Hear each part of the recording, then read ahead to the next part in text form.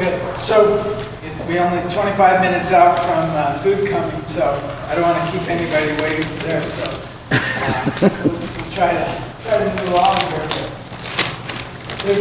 There's a lot of programs that are available, and if you do an internet search on programs available for beginning farmers, you'll get a lot of stuff. So I'm just going to try to sort through what I think are kind of the most important things that might be helpful for you to get, or where you can get the most bang for your buck, for your effort on some of this.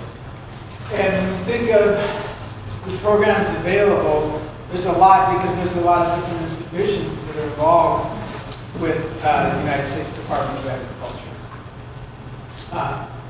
First, if we look at the budget for the 2018 Farm Bill, what becomes apparent is that most of the Farm Bill goes to what we call nutrition. What does that represent mainly?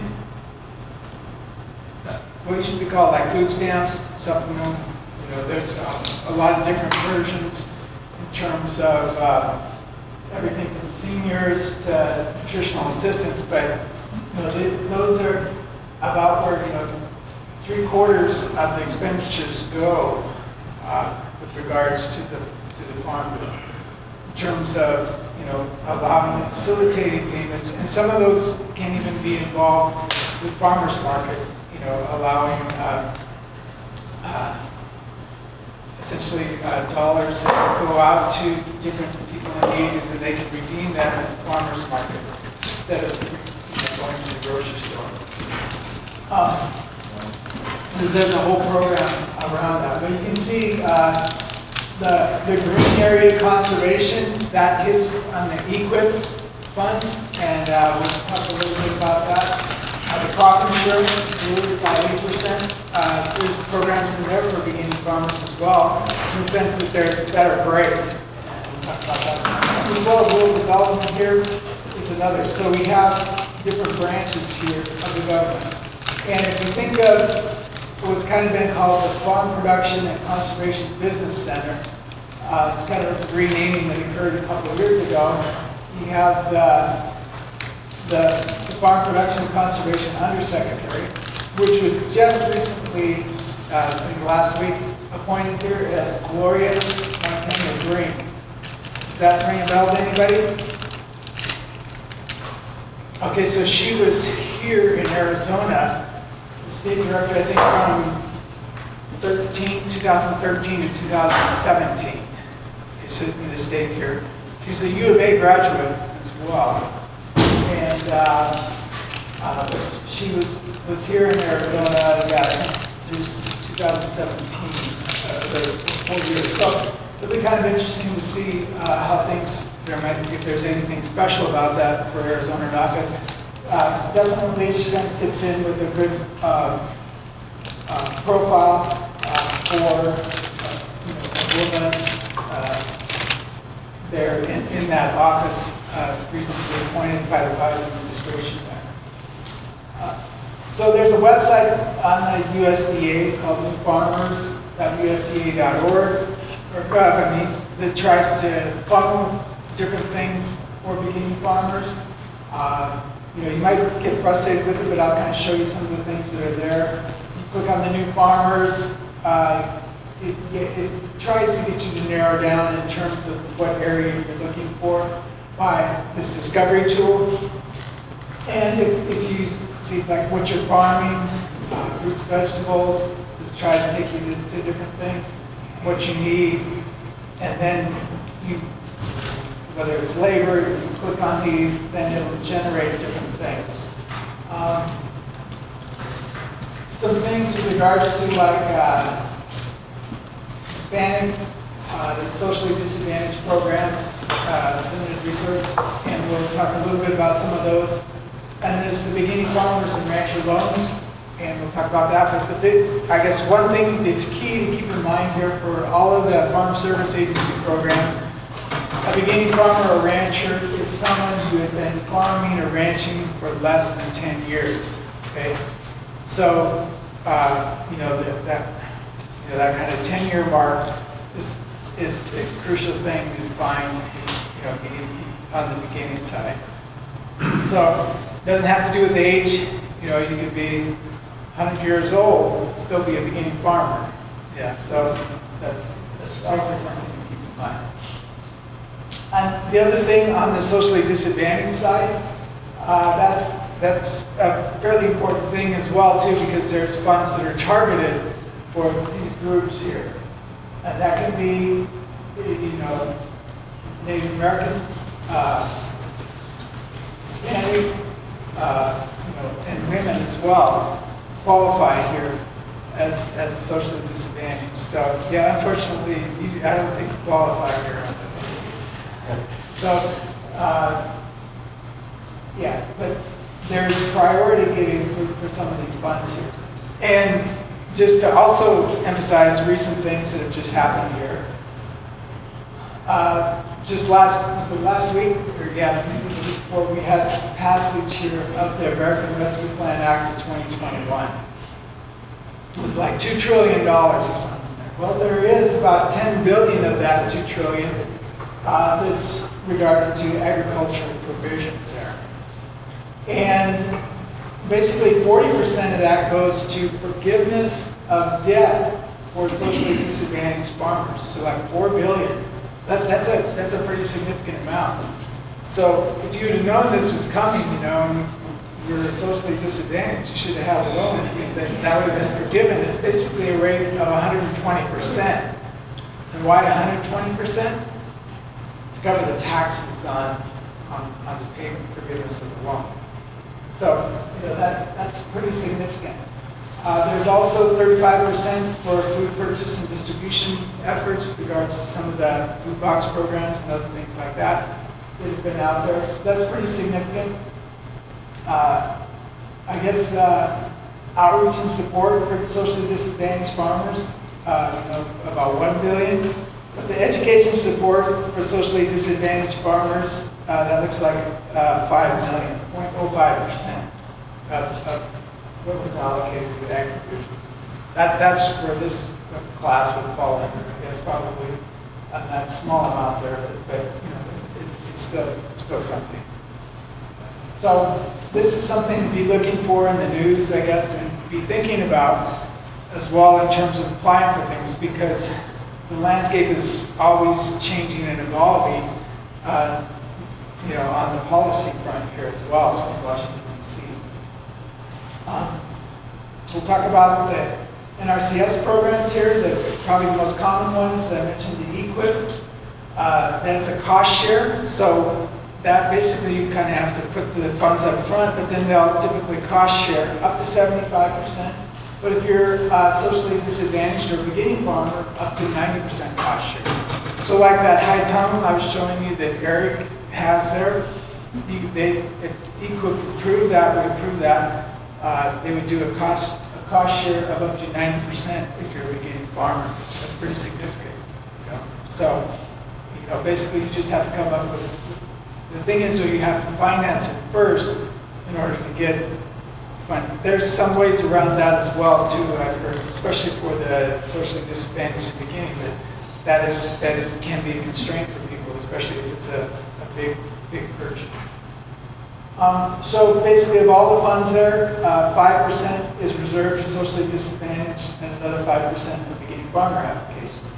There's also funds with regards to conservation stewardship programs, and those are like the annual payments. So the EQIP is kind of like a big installation payment, whereas the conservation stewardship program allows for kind of the annual running of it. And I'll show you an example with the center pivot, kind of how that works. So this is the high tunnel, that steadfast there. Fairly, you know, very modern if you think about it in terms of being connected to you know, temperature sensors and everything else, but yet, you know, still falling within what's allowed on this program and with the cost share. So if I were to look at an irrigation system here with the center pivot, this is about a year ago this rate was for southern Arizona here. They were paying, it was like around $810 per acre for a 61 to 100 acre pivot. That's for the installation. Okay, so, that covers a pretty good chunk of the cost there. Not everything, but that's pretty good. But the other thing is these conservation service, their stewardship program, their payments, provide for the running of the sand pivot system on that size of a little over $100 an acre per year, to pay the electricity. So there's a strong incentive being put out there by NRCS, essentially to conserve water. Not just in terms of are they subsidizing the capital equipment purchase, but also the operating cost associated with it in the early years. So this is something to keep in mind. The other thing, the program that's out there, this is not any special treatment for beginning farmers, but I guess it is available to all farmers. And the reason I mention this is because they'll tell you right now that unlike the working capital grants, they say they just can't get enough applications in where the producers have actually filled out all the forms correctly. I mean, it's pretty it's kind of complex, but they basically have been telling people over the phone almost that if you can get these forms almost filled out correctly and halfway reasonable, you're probably 90% chance of funding, because they have more funds than they can actually give out. I'll show you some of that there. And write that down. This year, there's a matching requirement for these funds. So the planning grant is something that will pay for a feasibility study. The working capital grants, you can actually pay for some of the capital equipment and processing facilities as well as some labor. So they're a lot more that they'll pay for. But the good thing about these is they're a grant. They're not a loan that has to be paid back. They typically have a 100% matching requirement, but due to COVID, there's some funds where you can maybe get the match is 10% on some of that. So that makes it, but independent producers can apply, for-profit independent producers. That's pretty unusual to find funds that an independent producer can apply for as a grant. Also, cooperatives and agricultural producer groups are welcome to apply there as well, and they often get a lot of the funds as well because they're a little bit more organized and they like to fund a group if they can as opposed to an individual if they're given a choice. In terms of for Arizona, the deadline for this year is April 29th. Okay? It'll be postmarked by April 4th if it's a hard copy. But you can go to the website there and it goes through the whole things in terms of requirements to apply for. But one of the key things in terms of if you're going for a working capital grant is you have to have an independent feasibility study. It's not like you can do feasibility study yourself. You have to have an independent party do a feasibility study for you. So that can be a bottleneck for people as well. Crop Insurance Risk Management Agency, I bring that up because they have some provisions here for beginning farmers. They're not special in terms of the products offering, but they give special discounts to beginning farmers. So beginning farmers are exempt from any of the administrative fees for catastrophic coverage. That's the basic level coverage. In addition, you get to the regular premium subsidy, you get 10% subsidy added onto that. So there's also, in terms of yield adjustments there for beginning farmers, you can increase those on they call the transition yields. It basically kind of takes from the county yields and your yields to increase those. Also in terms of like for whole farm revenue protection, which is based off of your Schedule F on the tax form, you just need 3 years of records instead of 5. And the whole farm revenue protection is currently the most highly subsidized product out there. And this could really have saved a lot of people, like you're talking about, that were dependent on the restaurant business. if they'd had something like this whole farm revenue, because what happened? COVID, no sales to restaurants, right? The revenues just plummeted. Well, the whole farm revenue would have kicked in quite easily because, get 80% of established revenue. And that would have been a great tool for COVID for a lot of these growers, especially that are dependent upon the restaurants. Yeah. And the other thing, though, it's a little different about RMA is that you basically have to not been farming, or they basically use a 5-year definition for beginning farmer instead of 10 years. So if you've been farming for more than 5 years, they won't give you the discount, basically. So that's just a little nuance difference there. Just to reiterate, we've mentioned this before, Farm Service Agency is the lender of first opportunity, then last resort, supposedly, and they have a lot of different loans here available. As of, right now, these are the rates here for their loans. Operating loans direct, 1.375%. Who would like to borrow money for 1.375%? That's like unheard of, right? It's less than the rate of inflation, It's like, almost makes you want to, quit being a professor and then go out and borrow a whole bunch of money and just make money off the loan, You can see the down payment loan, talk a little bit about that, 1.5%. So these are really low rates. If we look at them just from what they were a couple of years ago, they're less than half. So they're really at an attractive rate right now. And the other thing is that if we look at in terms of how many dollars have been targeted for these groups, like the beginning farmers and socially disadvantaged, right now, as of March 4th here, what do you see there? That the funds used out of the funds available are really quite small in terms of what's already been allocated. So through this fiscal year, through basically September, there's a lot of money that's sitting out there on the table. In terms of, guaranteed operating loans, they made, across the U.S., less than 1,000, and there's like 4 billion still waiting to be spoken for out there. If somebody can come along and apply for it, get it. If you look at the Indian land acquisition, they haven't made any loans, They've got like $20 million there, So there's a lot of pockets of money out there that have not been allocated yet. That's the thinking. So timing is good for you in this class in the sense that, it's not like we can say, well, all the funds have already been exhausted for this year, so no sense applying. It's just the opposite.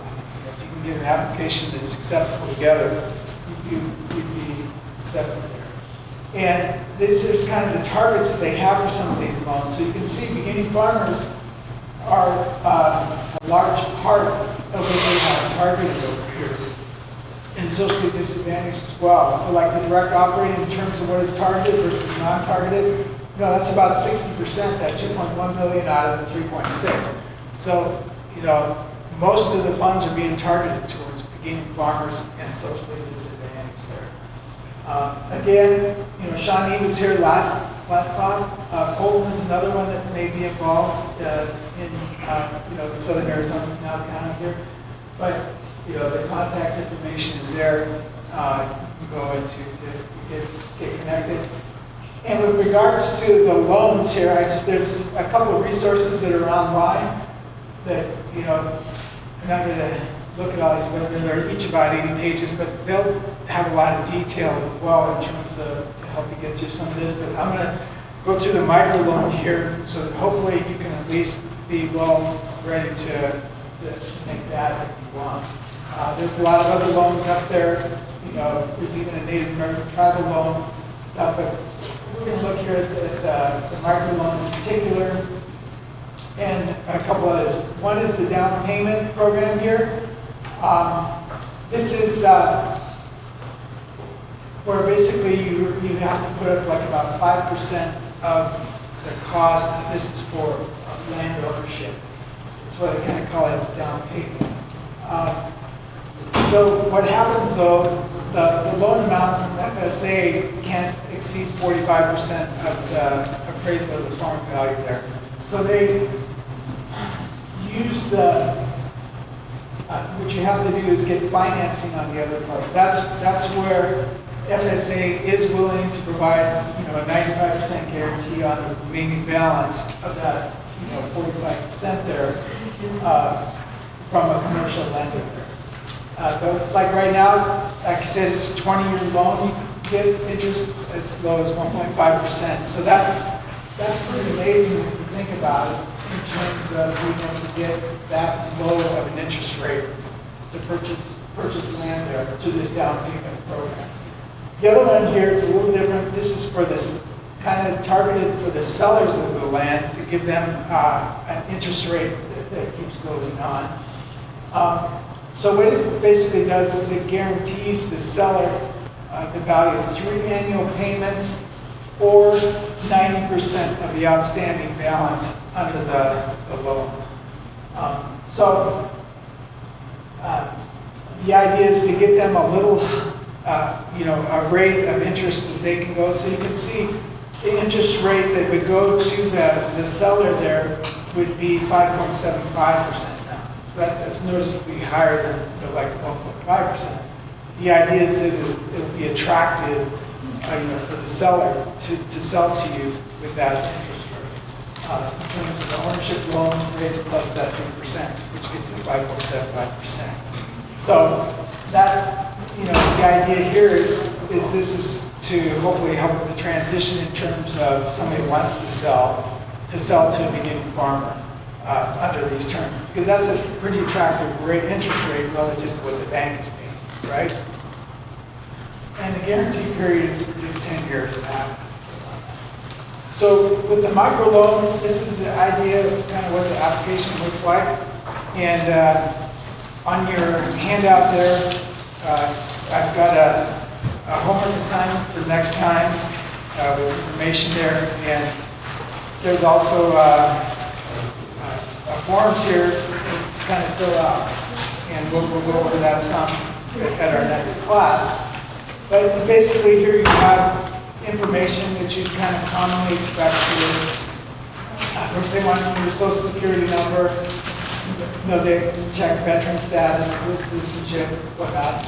And then ethnicity, race, gender, all these things go down in terms of for the loan. And then they also have a section here for your income and expenses. And that's where it's important to be able to know what your income and expenses are going to be from crops, livestock, where they're coming from, whatnot. The other thing is you're going to need some, farm experience. This is for the farm ownership loans in particular. So for a farm ownership loan, you'll need, at least 3 years of farm experience out of the last 10. And one of those years can be substituted by one of these experiences here. So when you're business management, military leadership, or 16 semester hours of ag-related courses, that's where this class comes in terms of your certificate. We have, essentially 16 hours here of the ag-related courses. And then also if you've successfully repaid an FSA youth loan, that will count towards some experience for the farm ownership microloan. Also keep in mind that there's, terms in the sense that the first lien on the property of your ag products with at least 100% and up to 150% loan value. So you want to think about there will be liens here on these operating as well as ownership loans. First, and if you didn't get any of these, I have some more of these 3-ring binders. If you didn't get one, I know if some of you are interested in livestock, I also have some livestock ones here for animals, opposed to crops that I brought. But this is kind of a baseline, I think, to hopefully get you started on some of your records that you can fill in for the revenues and expenses on this market. So just having kind of the basics here. That should help you get going on there. And when we think of our financial metrics, in terms of being in the green, if you know what your break-even production costs are, you have a business plan, it can keep your living costs low, and you have risk management in the sense that you don't have all your revenues coming from one source. You can be in the green there in terms of, we're going ahead with the business, but if you're overage where you don't have any of that information on a business plan or even risk management, that makes it more difficult. But having numbers allows you to put some of these metrics in place as well in terms of your financial metrics with your operating expenses to your revenues, like the bottom row there. That's something key to keep in mind. If you have operating expenses divided by revenues greater than 80%, that means you're in the red. You should be thinking about what can I do to move it over to where I have more operating expenses, more revenue in particular, less expenses to get that ratio down. So this is the homework assignment. You can see it here. So the idea is to take this information that's in here and fill it into the form that's provided on the next pages. It's in your handout over here. And they'll give you an idea, they'll give you a good feel in terms of what's going to be required to get a microloan, which would be kind of the lowest, probably requirement, the lowest effort to get a loan available. So some tips from FSA regarding the loan application. Details on the expenses. So that's where this three-ring binder can help, because you have something anyway to show your expenses and revenues. And the assets, you can put that together as well. And also they're talking about a lot in terms of the business plan that we just talked about. Where and how will you sell your commodity, And have you researched your market? Those are all things that they're interested in. And then they also say here, think about your water. Is it enough? That's very crucial here for Arizona, is the water. Also, FSA will not finance medicinal marijuana, still to this day, as far as I know. So keep that in mind as items. That may change, but I don't know. They will definitely finance ag production, and a farmer's market can be an established market. That's something that can be used.